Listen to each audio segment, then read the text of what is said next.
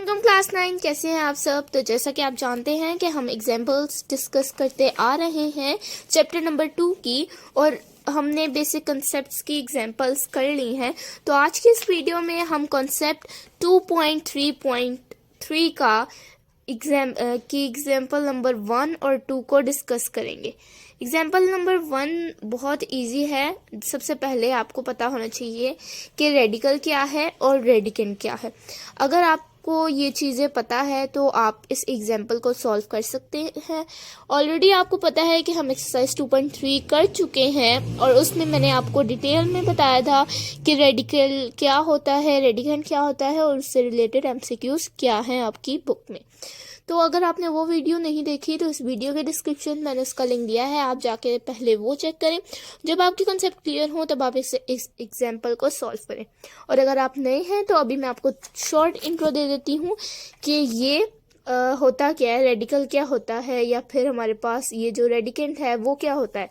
ठीक है, वो हम इस वीडियो में डिस्कस कर लेते हैं। तो यहाँ पर आपको नजर आ रहा है पहला part, √-8 5।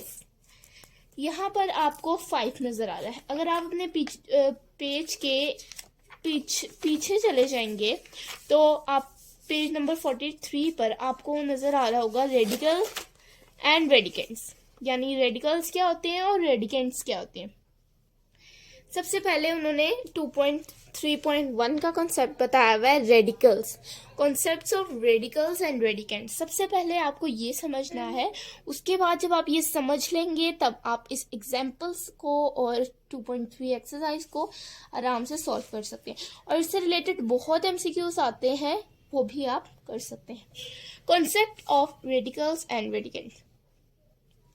If n is a positive integer greater than 1 and a is a real number, then any real number x such that x to the power n is equal to a is called the nth root of a, and in symbols it is written as this।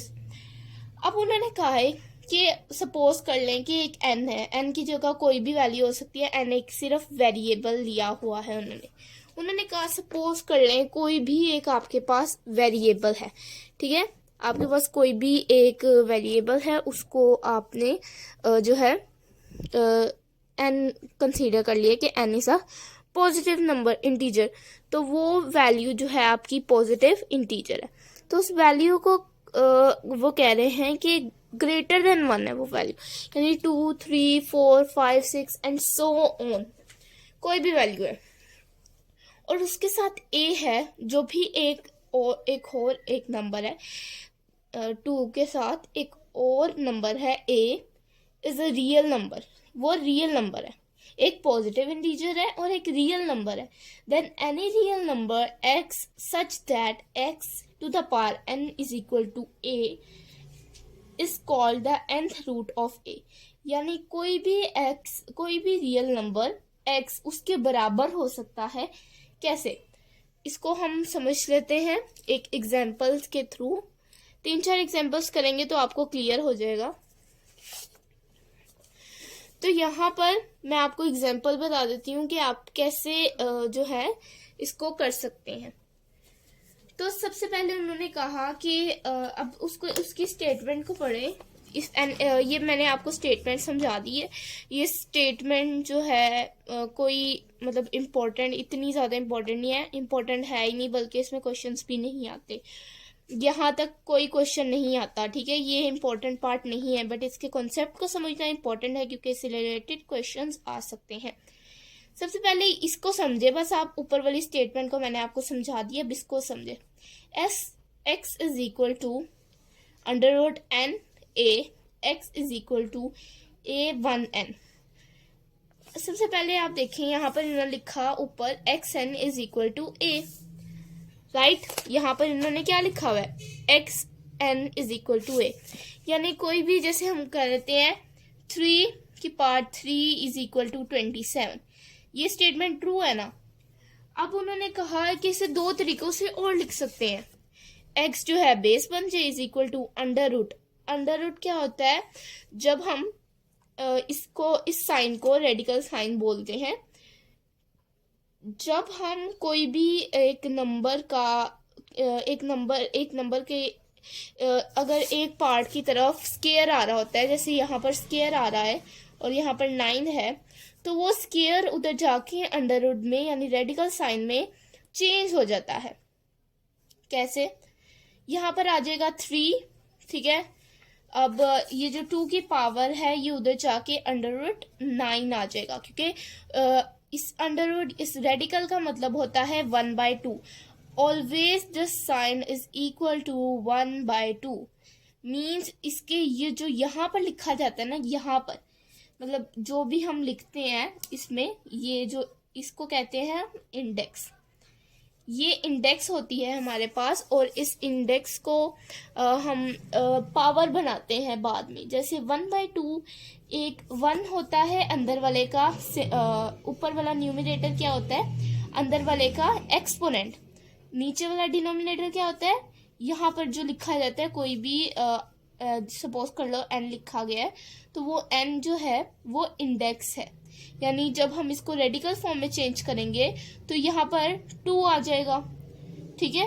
वहां पर गया तो ये 1/2 हो गया, क्योंकि इसने जैसे यहाँ पर मैं आपको पूरा करके दिखाती हूँ, 3/2 था, 9 था, वहां गया तो 3 यहाँ था 2/1, तो वहां जाके रेसिप्रोकल होके 1/2 हो गया। तो 1/2 इज इक्वल टू, हम इसको रेडिकल साइन में लिख सकते हैं, जो इसका ऊपर वाला न्यूमरेटर होता है वो जो बेस होती है उसका एक्सपोनेंट बनता है। जैसे यहाँ 1 है तो 1 हम लिखेंगे नहीं, यहाँ जो न्यूमरेटर होता है वो इसका इंडेक्स बनता है।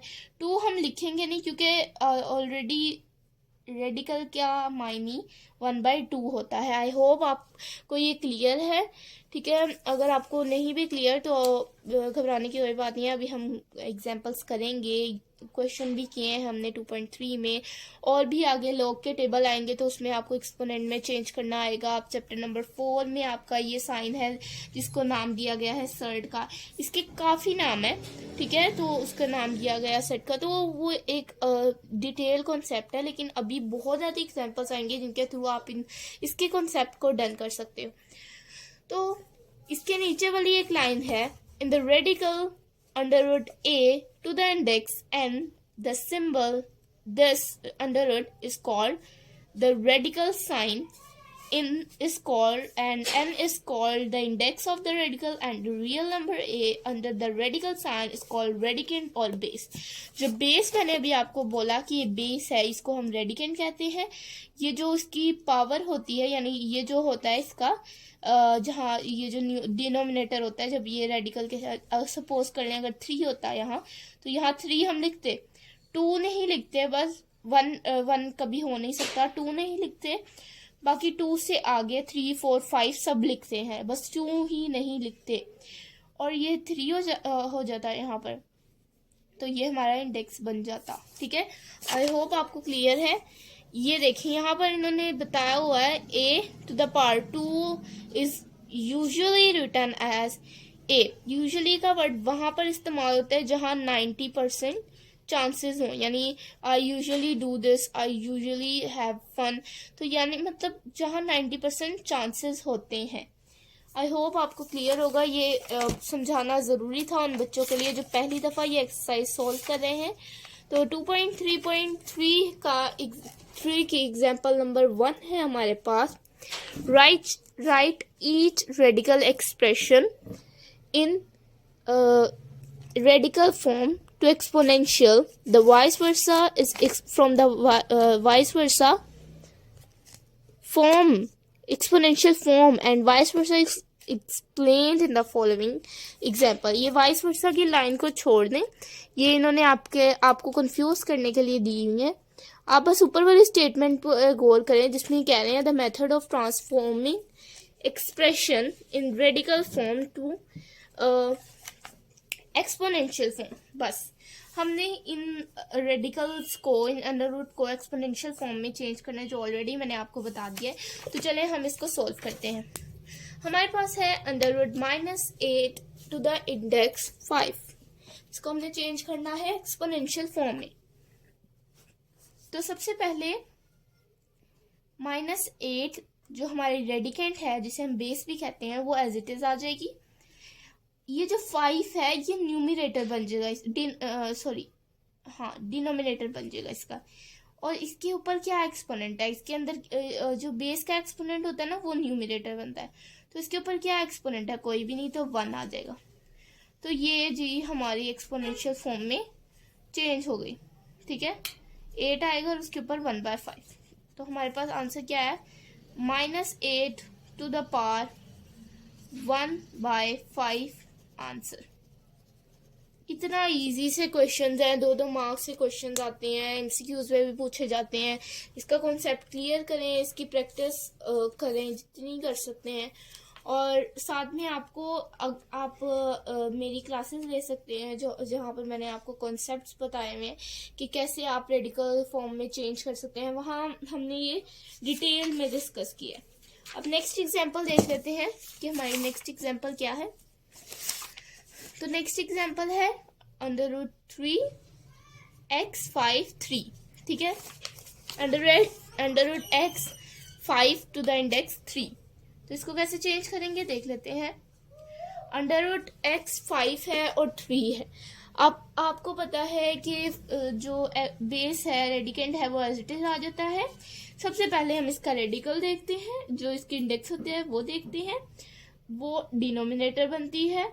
और जो इसका पावर होती है, ये बेस की पावर, वो न्यूमरेटर बनती है। तो x 5 आ जाएगा, ठीक है।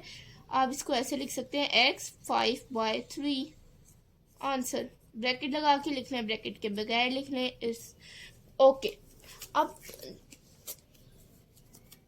3 है, y 3/4। अब यहाँ पर y कोई भी इन्होंने ना एक्सपोनेंट दिया है, मतलब कोई भी वेरिएबल दिया हुआ है, उसकी पावर उन्होंने बना के दी हुई है कि इसे चेंज करें, तो हम कर लेते हैं। तो थर्ड क्वेश्चन हम देख लेते हैं। थर्ड क्वेश्चन हमारे पास है, थर्ड पार्ट y 3/4। अब y की पार्ट 3/4 है, तो कैसे चेंज करेंगे। सबसे पहले आपने बेस एज इट इज लिख दे देंगे, ठीक है। उसके बाद 4 जो है उसका इंडेक्स बनेगा। अब ये हमारे पास एक्सपोनेंशियल फॉर्म में, हमने इसको रेडिकल फॉर्म में चेंज करना है। तो बेस 4 हमारा जो है वो डिनोमिनेटर है, यानी वो इंडेक्स बनेगा। तो रेडिकल का साइन लगा देंगे, इंडेक्स। और 3 ऊपर है, न्यूमरेटर है, यानी इसका एक्सपोनेंट बनेगा। तो हमारे पास क्या आ जाएगा, √4y³ आंसर।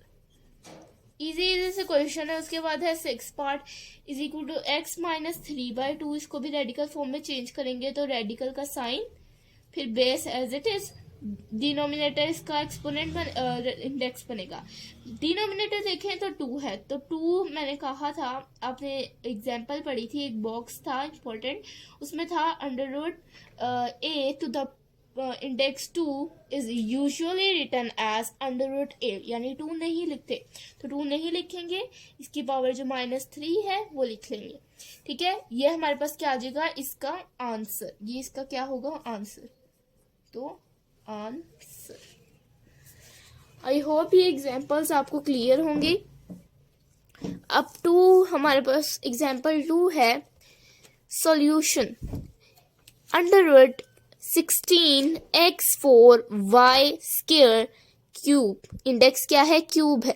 अब सबसे पहले ना आप पेन क्लोज कर दें और आप मेरी बात गौर से सुने।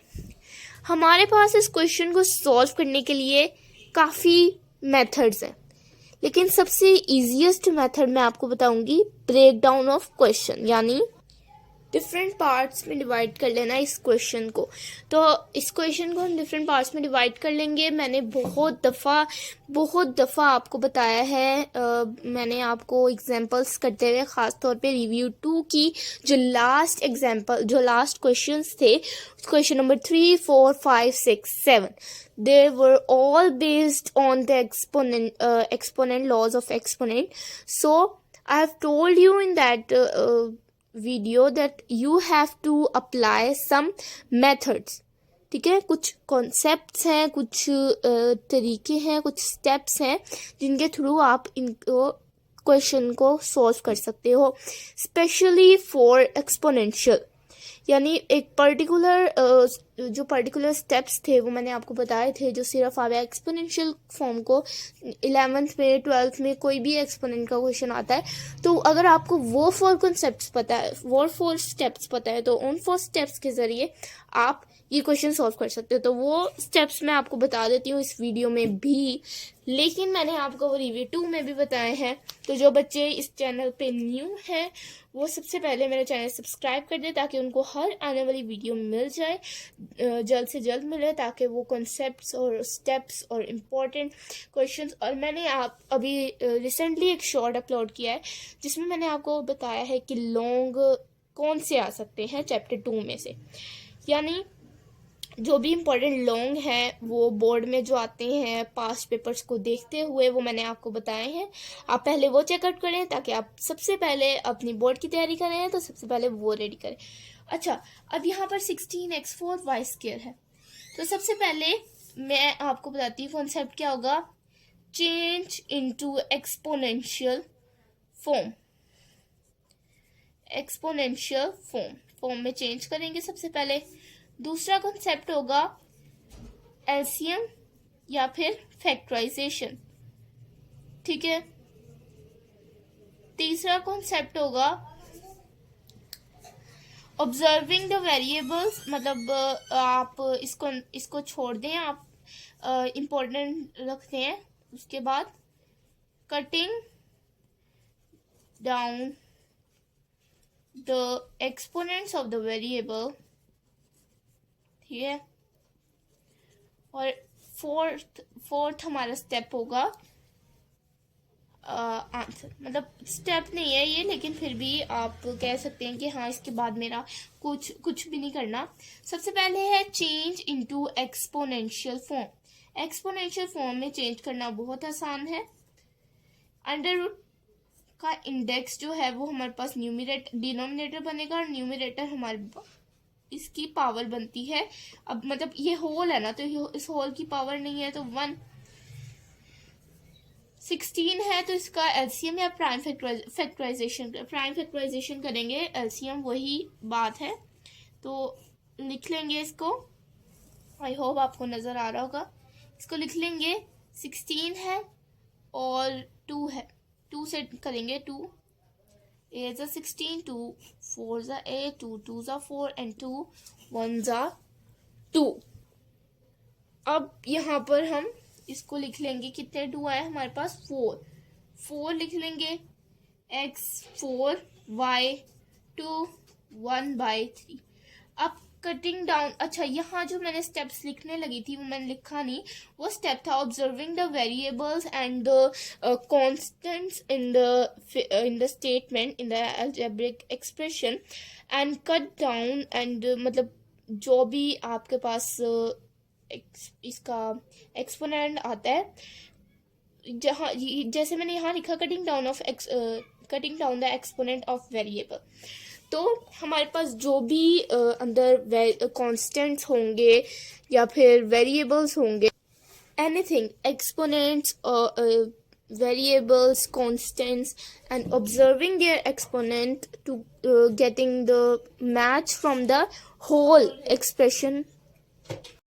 इधर मैंने एक स्टेप था जो मिस कर दिया, वो स्टेप था that observing the variables in the exponent in the expression, variables or constant in the expression, and getting match of the exponents to the exponent of the whole expression and cancelling them by cutting their similar factors। यानी हमने क्या करना है कि जो whole है हमारे पास expression में, जो भी कांस्टेंट है, वेरिएबल्स हैं, उनके एक्सपोनेंट्स हैं, उनको कट डाउन कर देना है। किसी तरह कुछ ऐसा नंबर लेकर आना है जो 1/3 से कट हो जाए। अब आपको पता है कि किसी एक्सपोनेंट का 3 हो तो वो 1/3 से कैंसिल हो सकता है।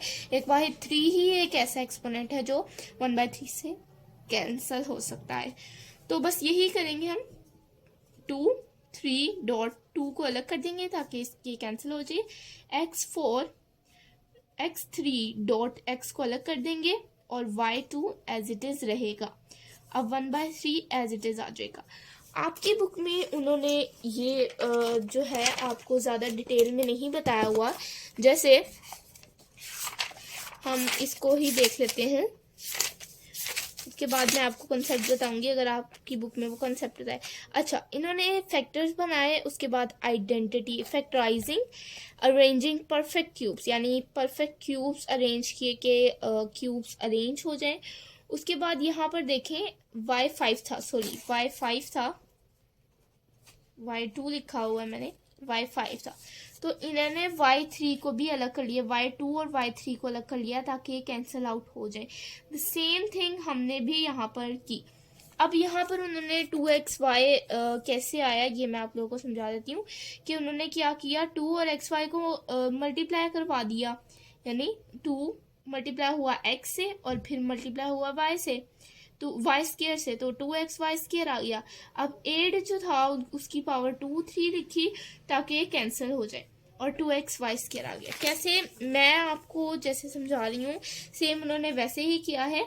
यहाँ पर 2 3 multiply by 1/3 dot 2 as it is आ जाएगा, डॉट x 3 जो हमारे पास था मल्टीप्लाई बाय 1/3 आ जाएगा, ये भी मल्टीप्लाई होगा 1/3 से, और मतलब हर एक एक्सप्रेशन जो है वो मल्टीप्लाई हो जाएगा 1/3 से। x भी 1/3 से, y5 था तो y2 को अलग कर लो, ये भी 1/3 से, और y3 को अलग कर लो, ये भी 1/3 से।